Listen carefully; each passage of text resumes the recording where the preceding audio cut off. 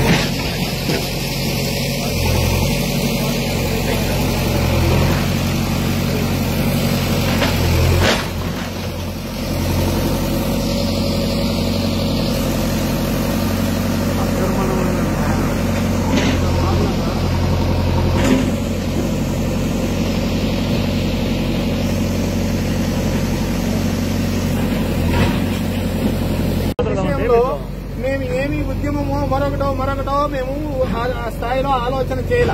మేమంతా 1000 మందిని సమావేశమయ్యి ఏమి ఒక్క ప్రభుత్వాన్ని కించిత్త మాట మాట్లాడకుండా, ఒక్క డిపార్ట్మెంట్ ని వేలెత్తి చూపించకుండా, ఎందుకంటే 30 సంవత్సరాలు ఇది జరిగింది అంటే ప్రభుత్వాలన్నీ సహకరించాయి. ఇప్పుడు కూల్చినటువంటి శిలాఫలకం డీసీ గోవిందరెడ్డి గారి పేరునుంది. ఎమ్మెల్సీ గారు ఎంపీ నిధులతో కట్టినటువంటి నిర్మాణాలు ఉన్నాయి. ఇక్కడ రోడ్లు వేశారు. ప్రభుత్వమే బస్సులు నడిపింది, విద్యుత్ ఇచ్చింది. ఇంత చేసి ఈ రోజు ఈ విధంగా వ్యవహరించడం అనేటువంటిది మాకు అర్థం కానటువంటి విషయం. మేము కూడా ఎందుకంటే 1000 మంది సమావేశమై కూడా మనం ప్రభుత్వంని అభ్యర్థిద్దాం, కానీ ఎవరిని మనం వేలెత్తి చూపించకూడదు అనే మేము వెళ్ళాం. కానీ మేము మా ఆలోచన ఒకటి, ఇక్కడ జరుగుతున్నటువంటిది ఒకటి. మేము మరొక విధంగా ఆలోచన చేస్తే ప్రభుత్వానికి చెడ్డ పేరు వస్తుంది అని మేము ఆలోచన చేశాము. కనీసం ఆ ఇంగితము పెద్దలకి లేకుండా పోతుంది.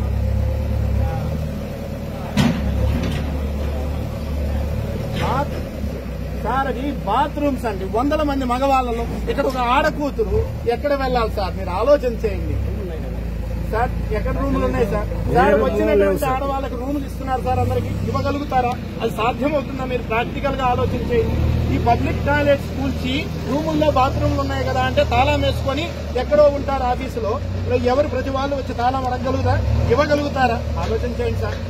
ఎందుకంటే సార్ మీలో చాలా మంది భక్తులు ఉన్నారు. మీ కుటుంబ సభ్యులు రావచ్చు, నా శిష్యులు రావచ్చు, ఇక్కడ ఉన్నటువంటి వాళ్ళు రావచ్చు, కుటుంబ సభ్యులు రావచ్చు. ఆడవాళ్ళు వస్తే ఎక్కడ వెళ్ళాలి ఆలోచన చేయండి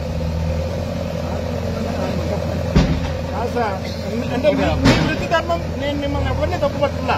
మీరు కావాలని చేస్తున్న పని కాదు. మీ పై ఉంటుంది, మీ ధర్మం మీరు నిర్వర్తించాలి. కానీ ఆలోచన చేయండి, మానవీయ కోణంలో ఆలోచన చేయండి, మానవతా దృష్టితో ఆలోచన చేయండి. అటువంటి నిర్మాణం దాన్ని కూలిస్తే కనీసం ఒక ఆచ్ఛాదన సార్. బట్టలు మార్చుకోవాలంటే,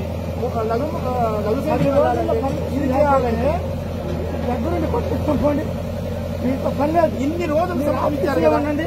ఒక 10 రోజులు 15 రోజులు సమయం మేము దగ్గరుండి కొట్టిస్తాం. మీ అధికారులతో మాట్లాడండి. అన్ని మా చేతుల్లో ఉండవు, అన్ని మీ చేతుల్లో ఉండవు, కొన్ని మీ చేతుల్లో 10 రోజులు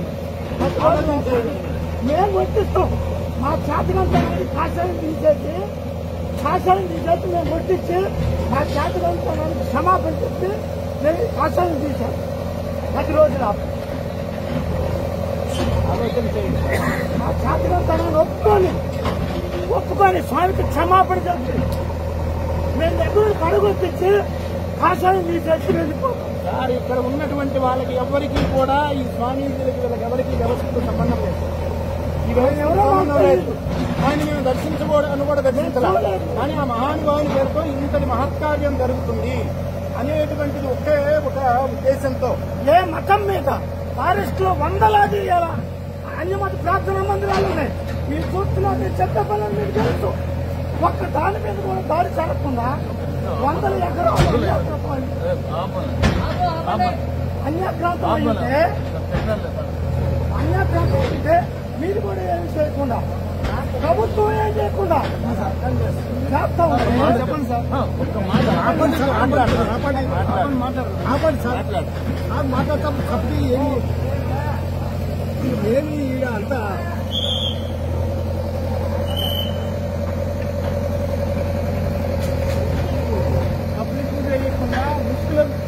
కమిటీ అని ముసుగులో